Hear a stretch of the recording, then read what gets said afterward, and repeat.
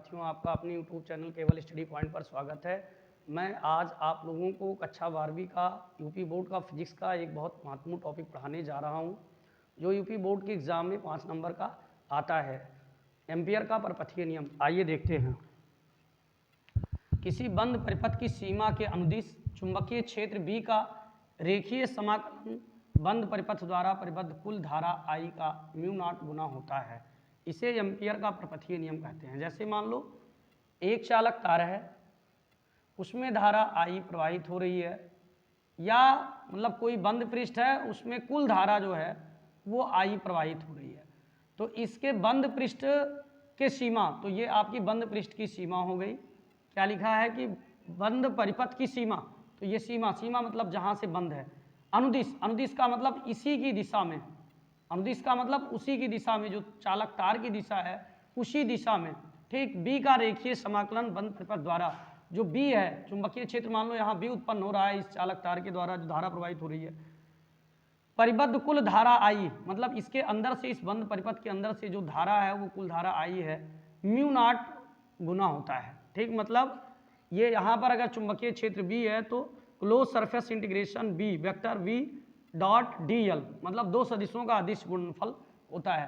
अब सबसे पहले मान लीजिए चालक तार का दाएं हाथ के अंगूठे का नियम, अगर ये चालक तार है, इसमें धारा बह रही है ऊपर की तरफ, तो ऐसे अंगूठा धारा की दिशा में कर ले तो अंगुलियां क्या बताएंगे, अंगुलियां लपेटने की दिशा क्या बताएगी, चुंबकीय क्षेत्र की।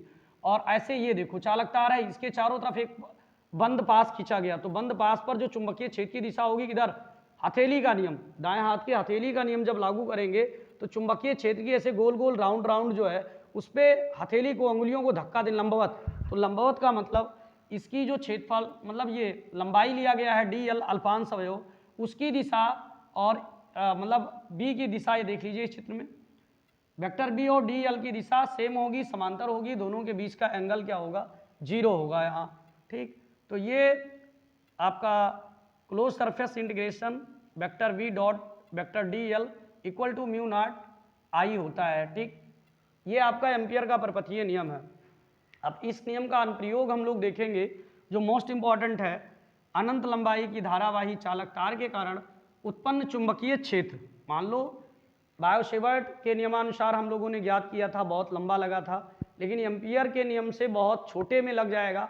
आपके पास एक अनंत लंबाई की धारावाही चालक तार है और इसमें धारा I बह रही है, तो इसके आसपास किसी भी बिंदु पर चुंबकीय क्षेत्र की तीव्रता ज्ञात करने के लिए हम लोग एम्पियर के परपथीय नियम का प्रयोग करेंगे। ये हम मानते हैं हमारे पास एक अनंत लंबाई की धारावाही चालक तार है, ठीक, और इसमें धारा I बह रही है। इससे R दूरी पर, ये R दूरी है, यहाँ से यहाँ तक एक बिंदु P है, इस पर वैद्युत क्षेत्र मतलब चुंबकीय क्षेत्र की दिशा ज्ञात करनी है।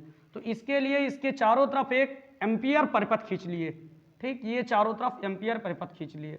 आप क्या करेंगे, यहाँ पर मानते हैं उत्पन्न चुंबकीय क्षेत्र की तीव्रता वेक्टर B है और dl, अब दोनों, क्योंकि चुंबकीय क्षेत्र ऐसे निकाला जाए, चालक तार है तो ये एक गोला बनेगा, ठीक। इसको अगर लिया जाए बाहर, क्योंकि ये तार ऐसे है तो इसके चारों तरफ चुंबकीय क्षेत्र होगी, और उस बंद परिपथ पर चुंबकीय क्षेत्र की दिशा जो होगी, स्पर्श, उस वृत्त पर स्पर्श रेखा खींची जाए तो स्पर्श रेखा की दिशा क्या बताएगी, चुंबकीय क्षेत्र की दिशा।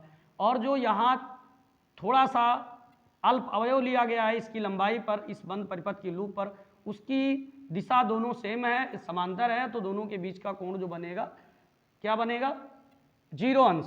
तो हम लोग एम्पियर के नियम का प्रयोग करेंगे, vector V dl equal to μ0 I। अब क्या होता है कि जब वेक्टर हटता है, दो सदिशों का अदिश गुणनफल होता है, तो cos थीटा आता है। क्या आता है, cos थीटा आता है। तो यहाँ ये हो जाएगा close surface integration B dl cos theta equal to μ0 I।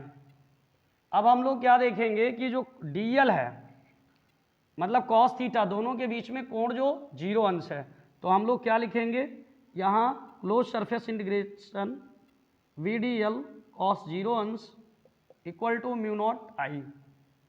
अब cos 0 का मान 1 होता है तो 1 रखेंगे, ये B बाहर ले लो, B का कोई समाकलन नहीं होगा, तो ये dl बनेगा इक्वल टू μ0 I। अब हम लोग क्या करेंगे, सीधा सीधा है, कि dl, मतलब जब समाकलन करेंगे तो close surface integration dl equal to क्या निकलेगा भाई, ये एक लूप है, एक वृत्त बन रहा है देखिए, तो ये थोड़ा सा क्षेत्रफल अवयव लिया गया था इसी वृत्त पर। अब वृत्त की पूरी लंबाई चाहिए, तो पूरी लंबाई जब कैलकुलेशन करेंगे तो ये वृत्त की परिधि निकलेगी, तो परिधि बराबर क्या होती है वृत्त की, 2 पाई और गुणे त्रिज्या, तो त्रिज्या इसकी r है ना, तो ये 2 पाई r हो जाएगा, तो इसका मतलब हो जाएगा 2 पाई r, तो ये b into 2 pi r equal to हो जाएगा म्यू नॉट आई। अब हमको क्या चाहिए, b चाहिए ना, तो b equal to mu naught I, I इस बंद परिपथ से होकर गुजरने वाली संपूर्ण धारा है, मतलब इस अनंत लंबाई चालक तार में बहने वाली धारा है, और ये मल्टीप्लाई है तो इधर डिवाइड 2 पाई r हो जाएगा।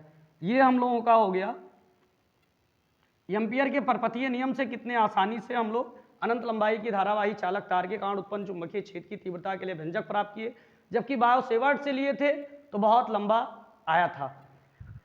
चलिए, अगर वीडियो अच्छा लगा हो तो लाइक व सब्सक्राइब जरूर करें।